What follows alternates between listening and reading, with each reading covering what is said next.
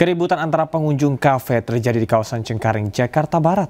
Aksi penganiayaan yang dilakukan oleh sekelompok pemuda ini pun terekam kamera CCTV dan viral di media sosial.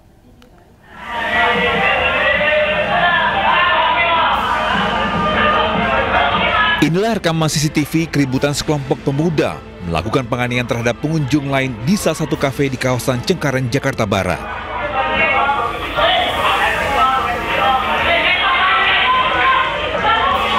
Polisi yang mendapatkan laporan dari korban kemudian mendatangi tempat kejadian perkara dan melakukan penyelidikan.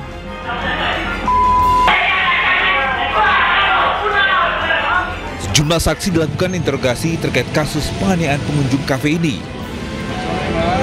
Peristiwa ini terjadi diduga akibat salah paham antara kedua pengunjung sehingga terjadi keributan hingga berujung penganiayaan. Tamu tersebut selisih paham masalah handphone.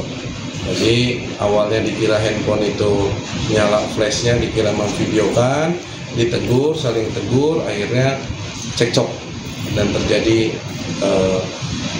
pemukulan sesuai yang ada di video yang viral di media sosial. Hingga kini polisi masih memburu para pelaku yang masih buron melarikan diri. Dari Jakarta, Miftah Fulgani, iNews melaporkan. Isak tangis keluarga pecah saat jenazah korban Ponpes Al-Hozini yang ambruk tiba di rumah duka. Almarhum Zaki bin Yusuf merupakan santri asal Sampang yang terakhir kali diidentifikasi dan dimakamkan.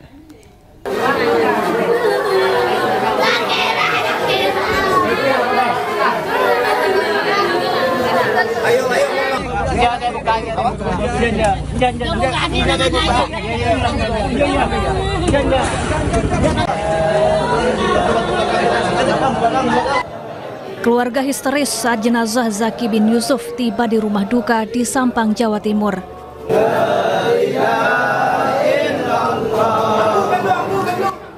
Almarhum Zaki bin Yusuf merupakan santri Pondok Pesantren Al-Hozini Sidoarjo yang menjadi salah satu korban mushola ambruk. Jenazah Zaki merupakan korban terakhir yang berhasil diidentifikasi dan diserahkan ke pihak keluarga. Usai sholat jenazah dan doa bersama, petugas bersama warga mengangkat peti jenazah dan mengantarkannya ke pemakaman di dekat rumah duka. Sekarang adalah hari terakhir pengiriman korban jenazah akibat runtuhnya mushola Pondok Pesantren Al-Hozini Buduran Sidoarjo.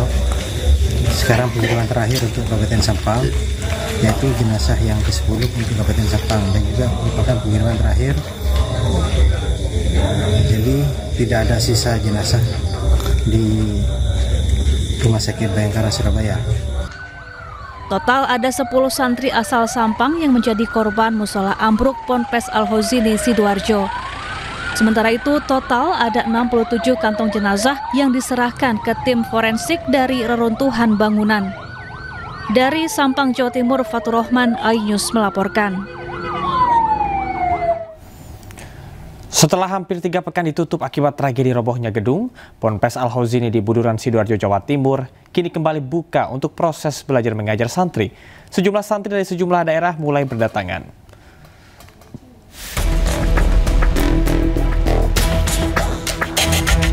Garis polisi masih membentang di lokasi gedung pesantren Al-Hozini yang ambruk. Tak jauh dari lokasi, sejumlah santri terlihat melakukan aktivitas di sebuah tenda. Meski proses hukum atas ambruknya gedung pondok pesantren Al-Hozini Buduran Sidoarjo terus berlanjut, namun pihak pesantren akan kembali membuka aktivitas belajar mengajar. Pihak pengasuh dan pengurus pondok mengaku telah menghubungi santri atau wali santri melalui pesan singkat serta telepon. Bersamaan kabar tersebut, sejumlah santri dari berbagai daerah juga mulai berdatangan. Karena kondisi pondok masih ditutup polisi untuk kepentingan penyidikan, pihak pengasuh mengarahkan para santri ke kampus 2 Al-Hozini yang berjarak sekitar 300 meter dari Pondok Putra Utama. Kampus ini telah disulap menjadi tempat belajar dan penginapan darurat. Jadi untuk sementara penampungan selama masih ada polis lain, kita gunakan di kampus 2. Sudah kita hitung dengan jumlah calon santri yang akan kembali, insya Allah sudah bisa mencukupi. Pihak pengasuh dan pengurus Ponpes Al-Khosini menjamin aktivitas belajar mengajar santri tidak akan mengganggu proses penyidikan yang dilakukan di Treskrimsus Polda Jawa Timur. Dari Sidoarjo, Jawa Timur, Pramono Putra, iNews melaporkan. Seorang guru SMA di Palembang, Sumatera Selatan dianiaya oleh rekan kerjanya sendiri. Korban dianiaya hingga masuk rumah sakit.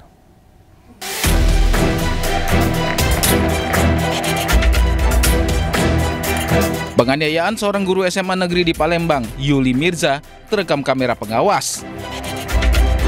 Korban dianiaya oleh oknum pegawai PPPK berinisial S yang juga menjabat sebagai bendahara dana bos di sekolah tersebut.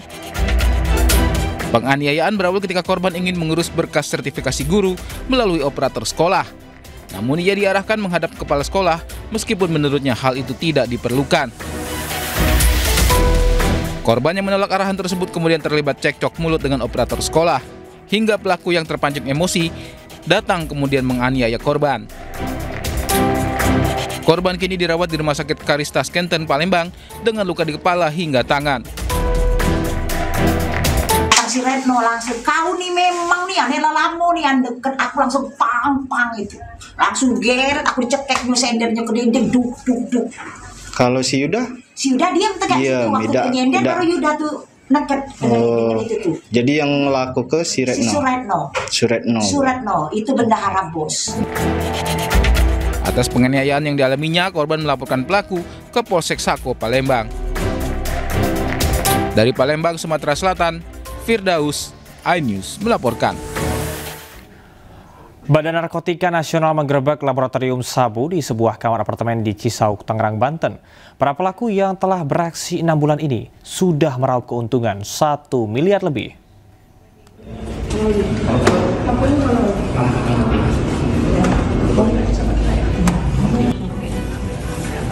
Sebuah kamar apartemen di Cisauk, Tangerang, Banten digerebek Badan Narkotika Nasional karena dijadikan rumah produksi narkotika jenis sabu. Petugas menangkap 2 pelaku berinisial IM dan DF. Berikut barang bukti sabu dalam bentuk cair dan padat, beragam bahan kimia, serta peralatan laboratorium yang telah dimodifikasi. Bahkan guna mengelabui aktivitas peracikan sabu di dalam kamar, para pelaku memodifikasi kamar mandi dengan menggunakan alat penyaring udara buatan. Dari hasil pemeriksaan, para pelaku telah beraksi 6 bulan dan sudah menghasilkan keuntungan 1 miliar. Seluruh bahan baku dibeli pelaku secara online dan dijual melalui media sosial dan COD. Modus operandi daripada jaringan ini yaitu dengan membeli bahan-bahan kimia dengan peralatan laboratorium secara daring, kemudian mereka mengekstrak obat-obatan asma sebanyak 15.000 butir pil untuk memperoleh 1 kilogram epedrin murni. Untuk mempertanggungjawabkan perbuatannya, para pelaku terancam maksimal hukuman mati. Dilanda hujan deras disertai angin kencang, puluhan rumah warga di 4 desa di Kabupaten Semarang, Jawa Tengah rusak berat. Sejumlah pohon tumbang dan sebuah bangunan situs bersejarah juga ambruk hingga nyaris rata dengan tanah.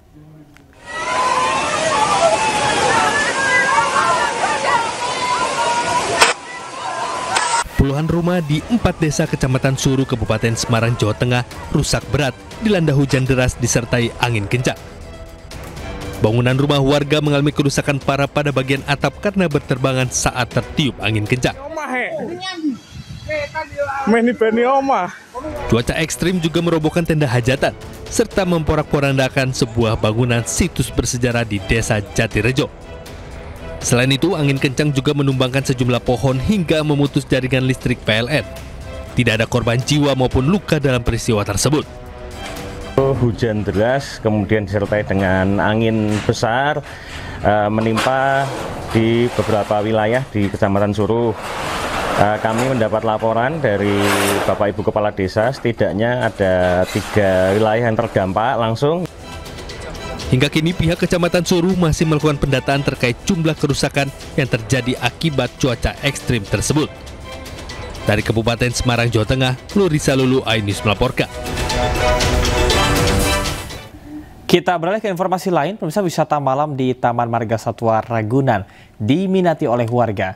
Dengan harga tiket murah meriah, wisatawan bisa melihat aktivitas satwa di malam hari. Jelang malam, suasana di Taman Marga Satwa Ragunan semakin ramai. Wisata malam yang dibuka setiap akhir pekan ini cukup diminati wisatawan, baik dari Jakarta maupun Jabodetabek. Dengan tiket Rp4.000 untuk dewasa dan Rp3.000 untuk anak-anak. Wisatawan dapat berkeliling area Ragunan.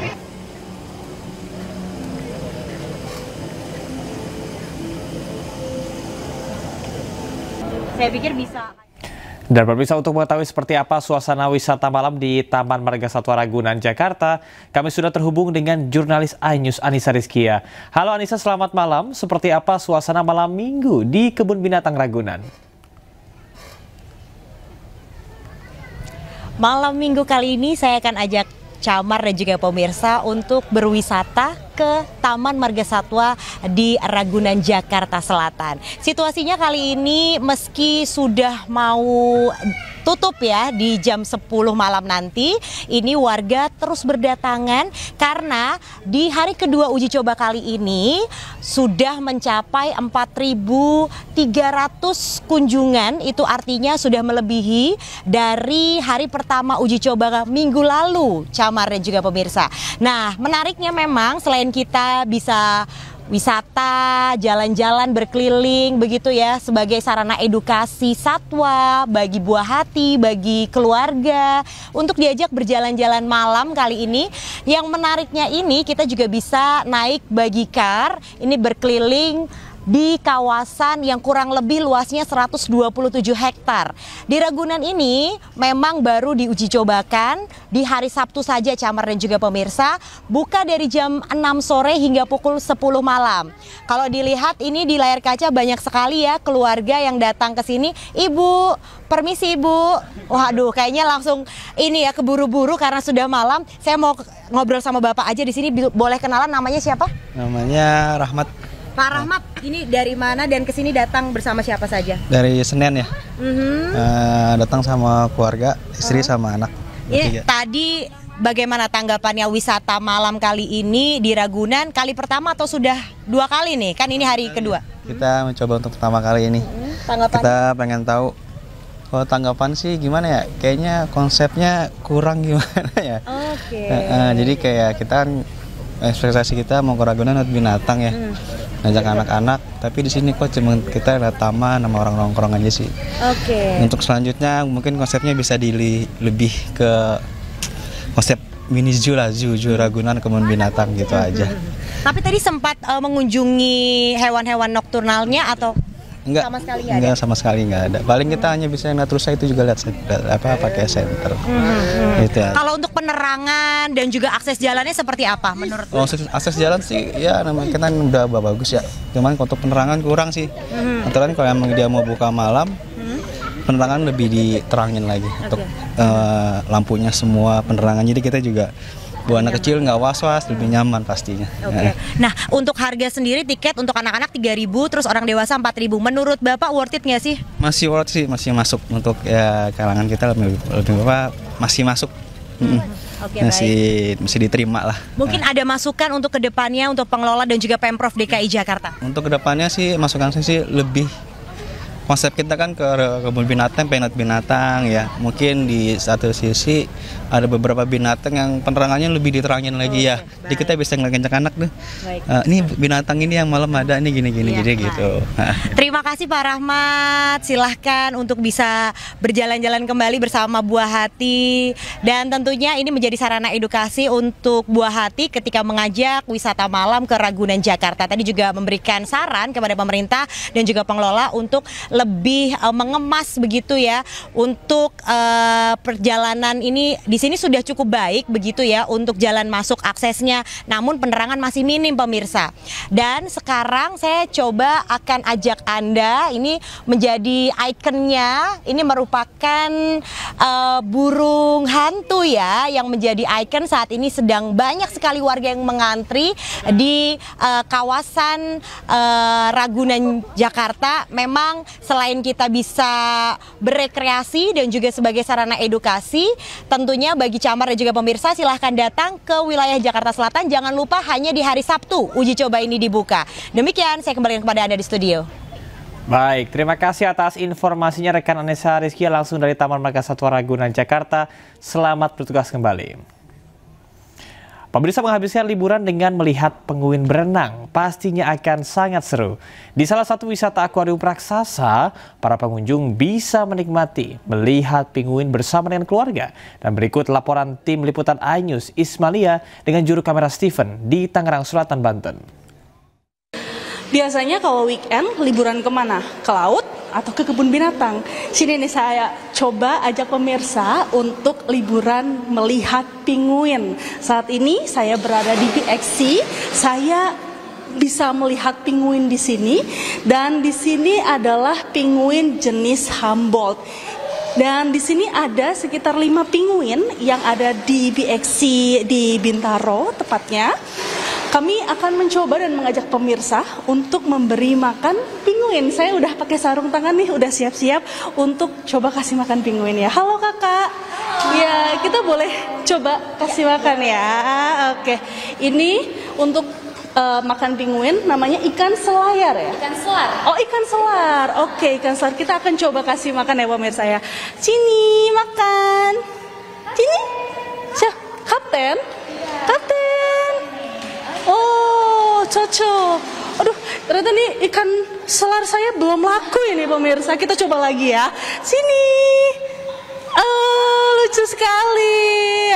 Ternyata pemirsa penguin ini selain lucu dan imut, mereka juga sangat humble sekali. Dan penguin Humboldt ini mempunyai keunikan mereka bertubuh imut. Beda dari penguin-penguin lainnya. Jadi kalau misalnya pemirsa mau menghabiskan waktu liburnya, bisa langsung mengunjungi dan bermain melihat bersama penguin di sini. Dari Jakarta, Ismalia Steven, iNews melaporkan. Kasus penurunan paksa Ketua DPD Partai Nasdem dari dalam pesawat oleh pihak maskapai dan juga Afsek Bandara Kuala Namu atas permintaan polisi berujung somasi. 4 polisi yang diduga bertindak tak sesuai prosedur kini diperiksa di Propam Polda Sumut. Bukan orangnya. Ya sekarang kau minta maaf, saya ditarik keluar tadi. Salah menarik Pak. Ayo, siapa tadi yang tarik saya keluar? Iskandar ST, Ketua DPD Partai Nasdem Sumut ini mengamuk kepada petugas keamanan bandara dan maskapai karena dipaksa keluar dari dalam pesawat. Peristiwa ini terjadi di Bandara Kuala Namu, Deli Serdang, Sumatera Utara, Rabu, 15 Oktober 2025. Sementara Iskandar hendak bertolak dari Bandara Kuala Namu menuju Jakarta. Keributan yang terjadi di Garbarata ini pun sempat mengakibatkan penerbangan tertunda selama 20 menit. Tapi siapa yang tarik saya keluar? Ayo, siapa sekarang? Buat permohonan maaf dulu. Iskandar yang saat itu sudah berada di dalam pesawat, tiba-tiba saja dipaksa keluar oleh petugas keamanan dan maskapai atas permintaan polisi. Petugas keamanan bandara juga menyerahkan surat perintah penangkapan atas dugaan kasus scamming dan judi online.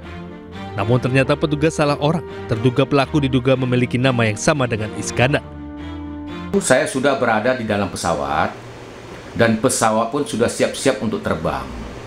Tiba-tiba di samping saya sudah berdiri 5 orang.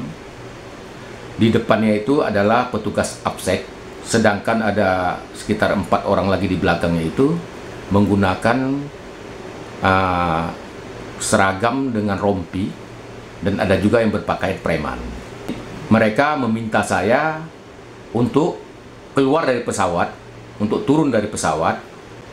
Mereka memaksa karena mereka mengatakan ada kepolisian yang akan melakukan penangkapan. Iskandar yang mau tangkap, Iskandar saya atau siapa?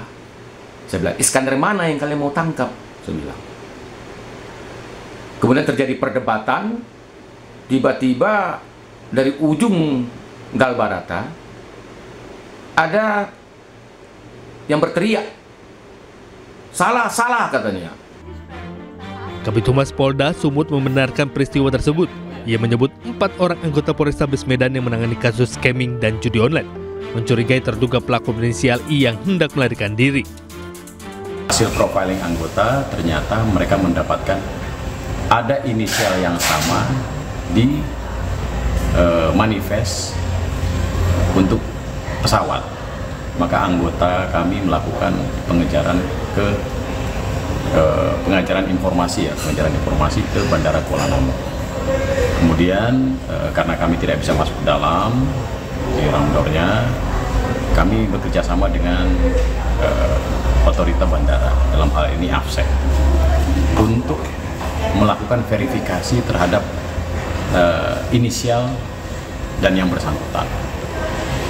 Dan hasil daripada pengecekan ternyata inisial yang kami cari tidak identik atau tidak sama. Buntut peristiwa ini, 4 personil Satreskrim Polrestabes Medan diperiksa Bid Propam Polda Sumatera Utara. Sementara, Iskandar SC pun telah melayangkan somasi kepada pihak-pihak yang dianggap bertanggung jawab atas insiden ini. Dari Medan, Sumatera Utara, Aminur Rasid, iNews melaporkan. Menko Polhukam 2019-2024 Mahfud MD minta KPK tidak pasif mengusut dugaan korupsi Wush. Ia pun meminta KPK langsung menyelidiki dugaan markup proyek kereta cepat Wush tanpa perlu menunggu laporan.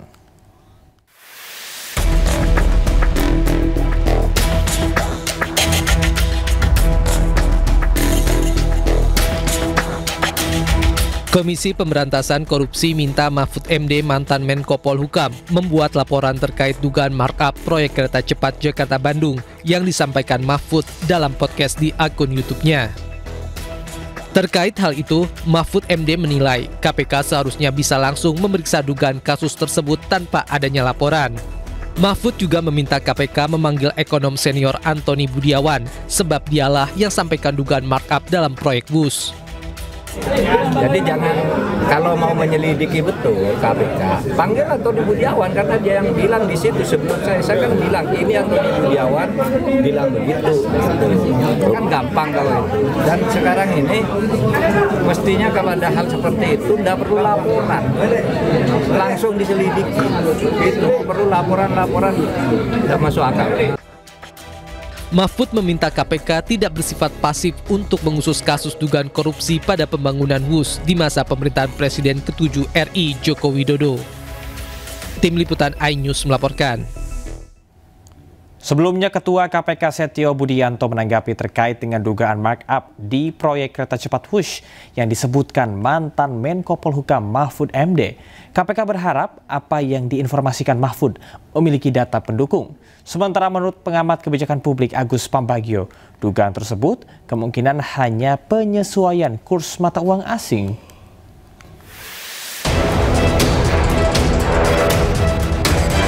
Ketua Komisi Pemberantasan Korupsi KPK Setio Budianto angkat suara merespon mantan Menko Polhukam Mahfud MD terkait dugaan markup di proyek kereta cepat Jakarta-Bandung Wush. KPK berharap apa yang diinformasikan Mahfud memiliki data pendukung.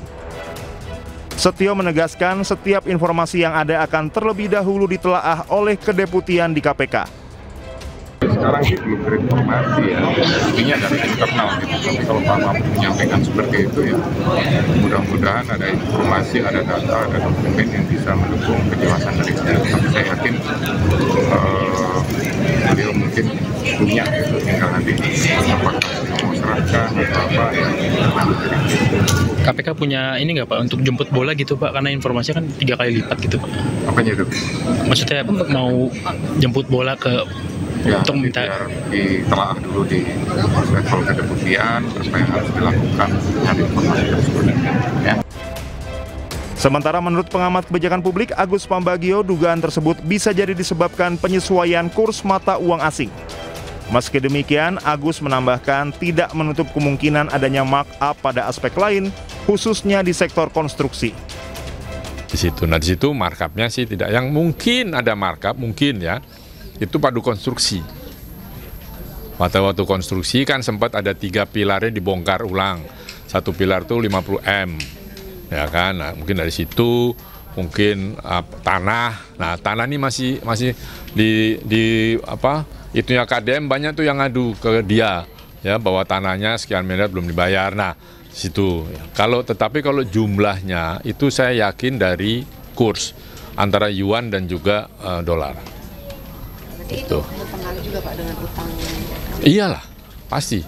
Apalagi kecuali utangnya itu di hedge. Ini sepertinya tidak di hedge. Karena tidak di hedging, ya ngikut terus. Semakin tinggi kursnya semakin mahal. Sebelumnya, dugaan markup di proyek kereta cepat WUS mulai diperbincangkan menyusul ramainya sorotan soal utang proyek kereta cepat yang mencapai 116 triliun rupiah. Tim Liputan Anyus melaporkan. Sementara itu, Presiden ke-7 Republik Indonesia Joko Widodo melengos saat diminta tanggapan terkait dengan beban utang proyek kereta cepat WUS yang mencapai triliunan rupiah. Jokowi enggan berkomentar dan memilih membalikan badan. Hari ini saat menghadiri Disnatalis Fakultas Kehutanan UGM Yogyakarta, Presiden ke-7 Republik Indonesia Jokowi ditanya terkait dengan kereta cepat WUS. Alih-alih menjawab pertanyaan wartawan, Jokowi hanya tersenyum dan memilih berbalik badan. Ia enggan untuk berkomentar dan kembali berbaur serta menyalami sejumlah alumnus Fakultas Kehutanan UGM Yogyakarta. Terkait bus yang tidak APBN gimana Pak? Tanggapannya bus yang sekarang tidak pakai APBN gimana Pak? Bus Pak, kereta cepat Pak, gimana Pak tanggapannya Pak? Sekarang kan udah nggak pakai APBN gitu Pak. Harapan ke Fakultas Kehutanan Pak?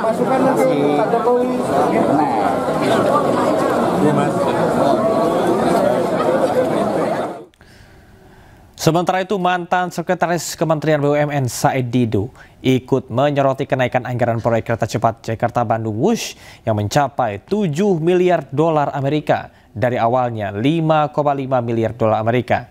Ia meminta semua pihak yang terlibat dalam kenaikan anggaran ini dimintai pertanggungjawaban.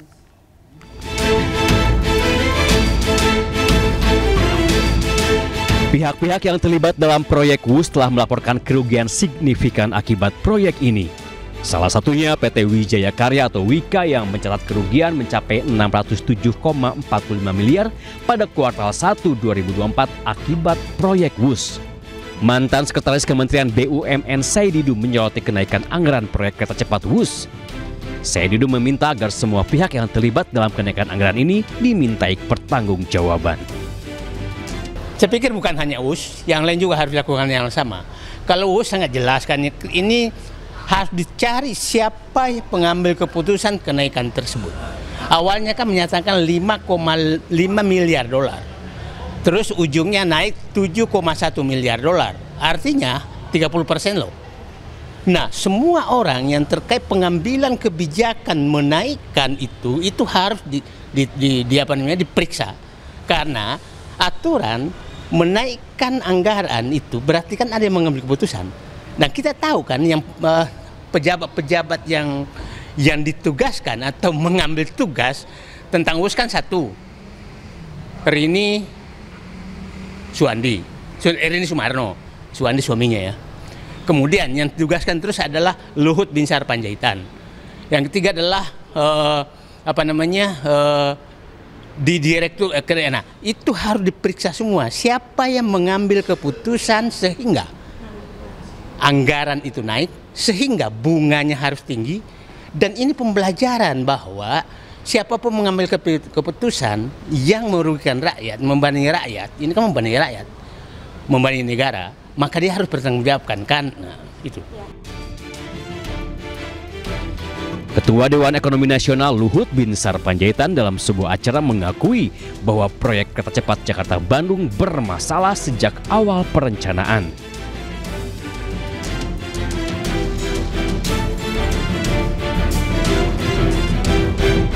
Sementara soal permasalahan utang proyek kereta cepat Jakarta-Bandung yang mencapai 116 triliun rupiah, Luhut mengatakan telah mengusulkan skema pembayaran kepada CEO Danantara Rosan Ruslani. Bahkan ia percaya diri dalam waktu dekat akan terbit Kepres tentang hal tersebut. Kita tinggal nunggu Kepres saja, ada Kepres dari Presiden mengenai timnya, dan saya sudah koordinasi dengan Pak Rosan, karena dulu saya yang nanganin, jadi supaya berlanjut, saya sudah beritahu Pak Rosan, dan Pak Rosan juga sudah sepakat untuk segera kita tangani bersama-sama. Nanti kita lihatlah, sama dengan LRT mungkin ada gap-nya itu berapa triliun, nanti dari situ kita cicil, sehingga dengan itu nanti bisa jalan. Tapi ingat ya, tidak ada public transportasi itu di dunia ini yang menguntungkan. Selalu banyak subsidi pemerintah, tapi tentu harus subsidi yang betul-betul terukur. Seperti diketahui, anggaran proyek WUS awalnya diperkirakan mencapai 5,13 miliar dolar Amerika atau setara 76 triliun rupiah. Namun biaya proyek ini mengalami pembengkakan hingga mencapai 7,2 miliar dolar Amerika atau sekitar 108 triliun. Sedangkan jumlah utang yang ditinggalkan dalam proyek ini bernilai fantastis, yaitu 116 triliun rupiah. Dari Jakarta, Anissa Rizkia, Aristiawan, Sutrisno, iNews melaporkan. Terima kasih Anda masih di iNews Malam. Jatuhnya seorang mahasiswa UNUD, Timothy Anugrah Putra dari lantai 4, menyisakan kejanggalan bagi pihak keluarga. Namaku Timothy, asalku dari Bandung. Ayah korban mendatangi Polresta Denpasar untuk mengusut tuntas penyebab kematian korban. Selain itu, Timothy sempat mendapat perawatan medis di RS Profesor Ngurah, namun nyawanya tidak tertolong. Setelah kematian tragis korban, ramai permintaan maaf dari sejumlah mahasiswa Universitas Udayana diduga terlibat perundungan di grup kampus. Sebagai orang tuanya Timi ingin mencari kebenaran kronologis dari kematiannya Timi, karena yang selama ini kita terima itu ceritanya masih simpang siur kronologis kematiannya. Oleh sebab itu saya serahkan kepada pihak kepolisian yang memang sudah jadi tugasnya mereka, karena saya pun juga. Pasca ratusan siswa keracunan usai menyantap menu makan bergizi gratis di Yogyakarta mengalami trauma. Beberapa anak mengaku trauma untuk menyantap menu makan bergizi gratis.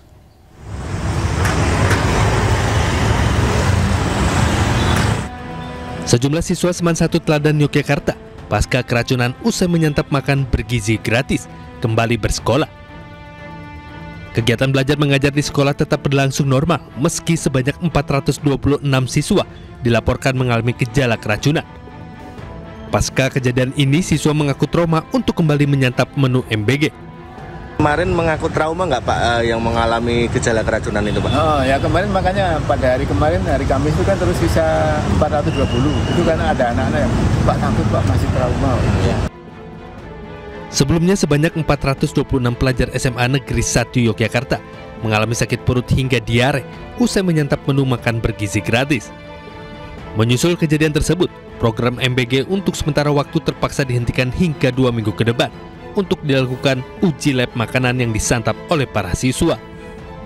Dari daerah istimewa Yogyakarta, Gali Wisma, iNews melaporkan.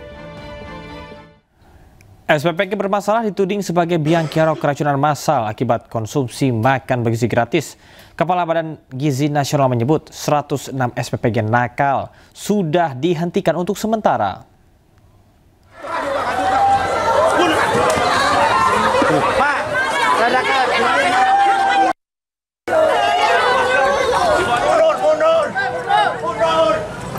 Sejak diluncurkan 6 Januari lalu, program makan bergizi gratis masih berkubang dalam masalah yang sama, yakni kasus keracunan.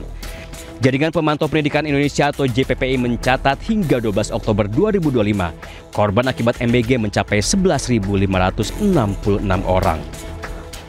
Terbaru terjadi di SMA 1 Yogyakarta, 491 siswa anak alami keracunan. Wali Kota Yogyakarta Hasto Wardoyo langsung hentikan sementara SPPG Wiro Brajan sebagai penyuplai MBG. Kasus keracunan akibat MBG kembali terjadi di Cisarua, Bandung Barat. 449 siswa dari sejumlah sekolah jadi korban. Badan Gizi Nasional langsung menghentikan sementara SPPG di wilayah tersebut. Hal yang sama terjadi di Tulungagung, Jawa Timur. 68 siswa SMPN 1 Boyolangu dan SDN 1 Tanggung alami keracunan MBG. Wakil Gubernur Jawa Timur Emil Dardak seketika hentikan SPPG di Kecamatan Campradat. Satuan Pelayanan Pembunuhan Gizi atau SPPG selama ini dituding sebagai biang kerok penyebab keracunan massal. Ketua Badan Gizi Nasional Dadan Hindayana menyebut banyak SPPG yang abai dalam menjalankan SOP. Ia juga menyebut sudah menutup sementara 106 SPPG untuk melakukan evaluasi. SPG yang lalai seperti itu ditutup untuk sementara untuk perbaikan, dan sekarang itu ada 106 kan yang ditutup sementara, baru akan 12 dirilis lagi setelah perbaikan itu diselesaikan. Pemerintah mengklaim sudah mengolah 1,4 miliar porsi MBG per hari dengan anggaran 335 triliun, sementara SPPG nakal terus dipantau untuk melakukan perbaikan.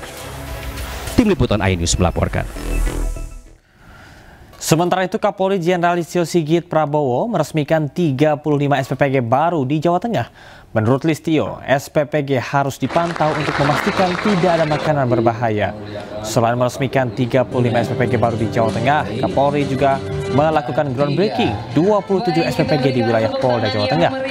Menurut Kapolri, pembangunan SPPG baru ini bisa memenuhi kebutuhan gizi 2,3 juta anak dan membuka 33.000 lapangan pekerjaan. Kapolri meminta setiap bahan makanan yang diterima SPPG diperiksa ketat untuk memastikan tidak ada bahan kimia berbahaya dan menghindari keracunan makanan.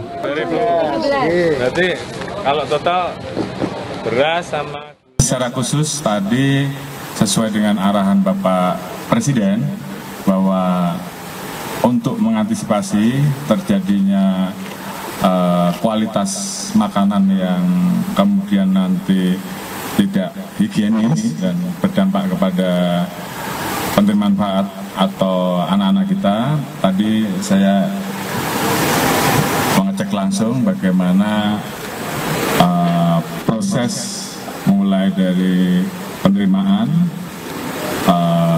bahan baku yang akan diolah. Dalam pidatonya hari ini di Bandung, Jawa Barat, Prabowo menyampaikan kesuksesan program makan bergizi gratis. Ia pun menegaskan komitmennya untuk terus menyempurnakan pelaksanaan program MBG agar tidak lagi ditemukan kasus siswa mengalami keracunan. 1,4 miliar porsi yang sudah dibagikan. Yang keracunan makan 8.000 kurang lebih. Benar Pak Dadan? Jadi kalau diambil statistik adalah 0,0007 atau 0,0008. Artinya program ini 99,99% berhasil.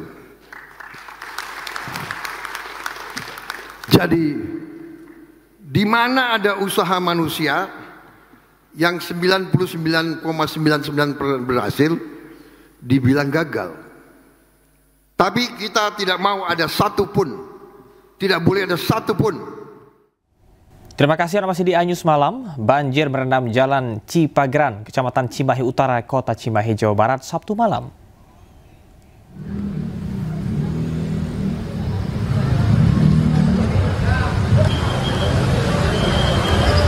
Hujan deras yang melanda sejak Sabtu sore hingga malam menyebabkan banjir akibat debit air sungai meluap karena tak mampu menampung derasnya air. Pada banjir kali ini sejumlah akses jalan terendam, bahkan sejumlah kendaraan yang memaksa melintas pun mengalami mogok mesin dan ada pula yang terendam banjir. Terkait peristiwa tersebut, warga berharap pemerintah memperlebar drainase guna mencegah banjir terulang kembali.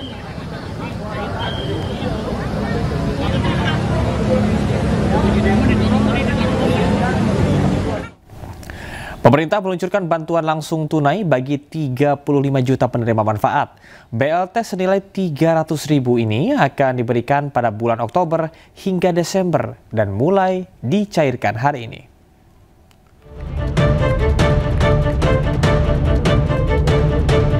Menteri Koordinator Bidang Perekonomian Airlangga Hartarto mengumumkan stimulus ekonomi terbaru 2025. Stimulus berupa bantuan ekonomi bagi masyarakat.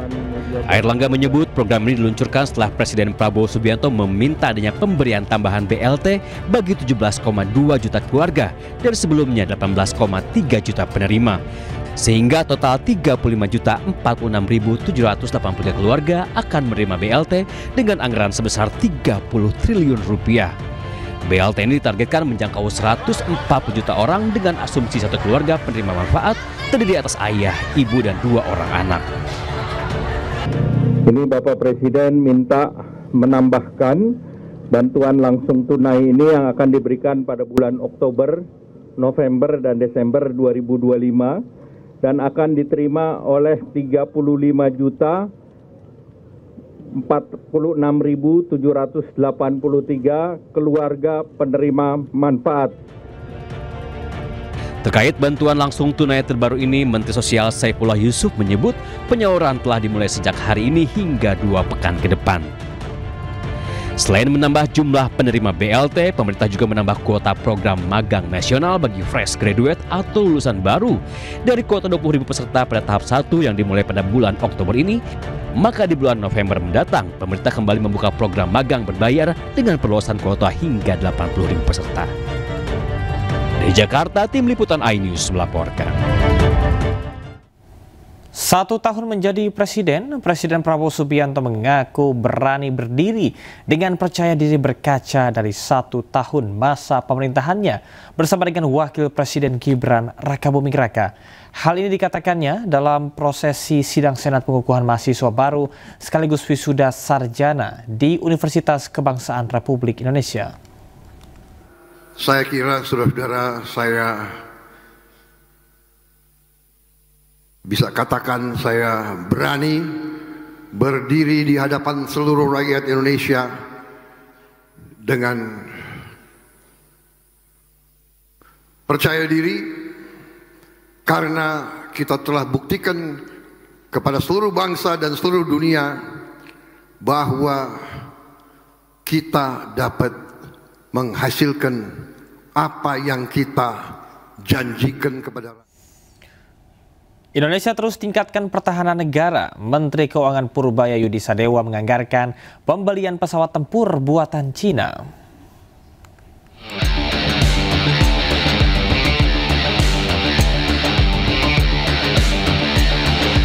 Penguatan alutsista terus menjadi salah satu fokus pemerintahan Presiden Prabowo Subianto. Pertahanan udara Indonesia pun akan diperkuat.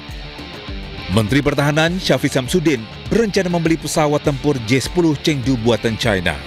Rencana ini pun telah disetujui oleh Menteri Keuangan Purbaya. Bahkan Purbaya pun telah mengalokasikan anggaran pembelian pesawat tempur pada APBN 2026. Kalau untuk yang tahun depan sudah kita setujui. Ini nggak tahu pakai yang mana, tapi sudah cukup banyak anggaran mereka. Berapa kemarin? Sekian. Saya lupa, 9 miliar dolar kalau nggak salah, atau lebih, saya lupa angkanya. Tapi sudah disetujui, jadi harusnya sudah siap semua untuk yang itu. Tapi saya nggak tahu ini baru lagi apa enggak, termasuk yang itu apa. Tapi kalau ya harusnya sih, yang disebutkan sudah masuk yang dianggarkan itu harusnya sih. Tapi saya sudah baca lagi apa dia mau impornya tahun depannya lagi atau kapan. Tapi yang dia minta selama ini sudah kita penuhi. Jet buatan negeri tirai bambu ini dilengkapi berbagai macam senjata termasuk PL-15. PL-15 adalah rudal udara jarak jauh yang memiliki jangkau 200 hingga 300 km. J-10 Chengdu pernah digunakan Pakistan untuk menembak jatuh jet tempur Rafale dan Su-30 saat konflik berkecamuk dengan India pada Mei lalu. Tim Liputan iNews melaporkan. 2 hari beroperasi, lebih dari 15.000 aduan masyarakat masuk ke kanal lapor Pak Purbaya. Bahkan oknum pegawai Bea Cukai terancam dipecat usai ketahuan nongkrong di kafe saat jam kerja.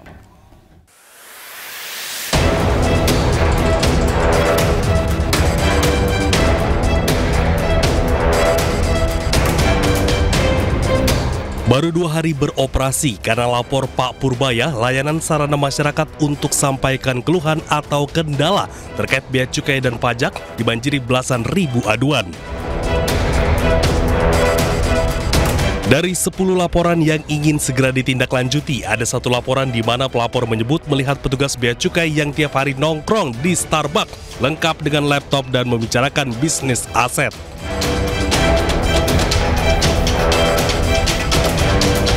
Terkait hal itu, Purbaya ungkap akan segera menindak tegas, bahkan tak akan segan memecat oknum pegawai tersebut. Gimana anak buah lu begitu? Ini akan kita tindak ya. Ini lengkap tempatnya nih. Ini cuma saya alamatnya lengkap, ini lengkap, jadi pasti bisa kita akan kejar. Jadi saya baru tahu, walaupun kita udah mau gebrak-gebrak, masih ini di bawah seperti ini, artinya mereka nggak peduli, dianggapnya saya main-main. Bilang, hari Senin ke depan, kalau ada yang ketemu begini lagi, aku akan pecat.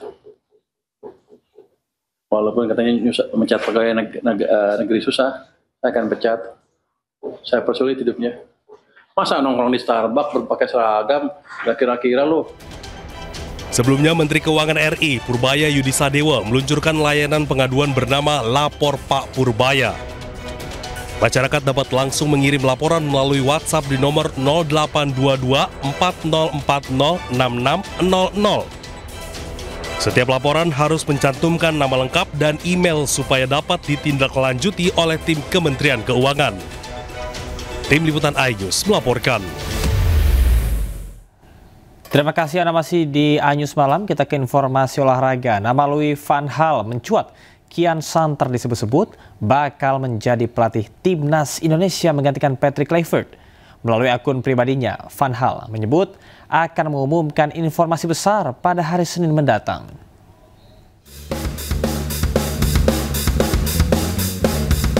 Nama pelatih tersohor dunia asal Belanda Louis van Gaal mencuat. Kian Santer disebut-sebut bakal menangani Timnas Indonesia. Rumor ini beredar di media sosial, bahkan di sejumlah media olahraga dunia. Jurnalis olahraga Spanyol Victor Catalina bahkan telah menuliskan pesan selamat datang Louis van Gaal dengan menyertakan bendera Indonesia.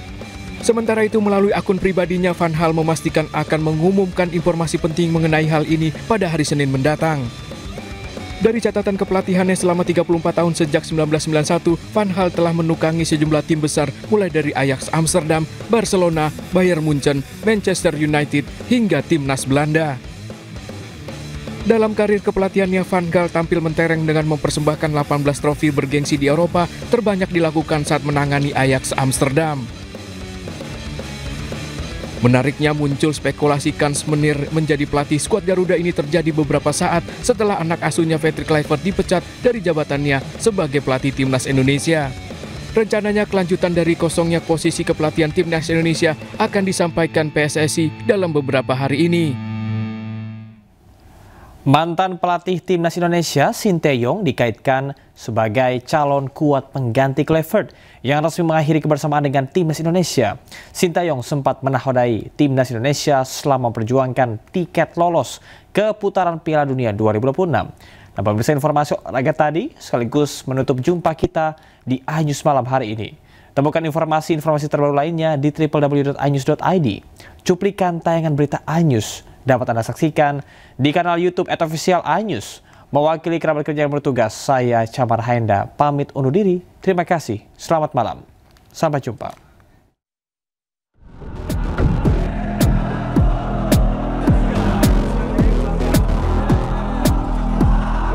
Sejak kegagalan Timnas melaju ke Piala Dunia 2026, banyak penggemar yang mengungkit sosok mantan pelatih Timnas Indonesia Sinteyong. Apalagi Coach Sin baru saja menganggur usai dipecat Ulsan HD. Selain itu, Sinteyong juga dikaitkan sebagai calon kuat pengganti Patrick Kluivert yang resmi mengakhiri kebersamaan dengan Timnas Indonesia. Bukan tak mungkin Sinteyong masih dipertimbangkan untuk menjadi pengganti Kluivert. Ya, menurut saya sama juga maksudnya. Potensi saya nggak bisa bilang nggak ada. Potensi ada. Bisa balik, tetapi ya balik lagi seperti yang saya tadi bilang, harus ada persyaratan yang lebih ketat, lebih baik dalam kontrak mungkin. Baik. Sinteyong menahkodai Timnas Indonesia selama memperjuangkan tiket lolos ke putaran Piala Dunia 2026 yang akan digelar di Amerika Serikat, Kanada, dan Meksiko. Bersama STY, Garuda mengawali langkah dari ronde 1 hingga setengah perjalanan ronde 3. Sisanya sejak setengah akhir ronde 3 dan sepenuhnya ronde 4, Timnas sudah ditukangi Kluivert. Dalam 50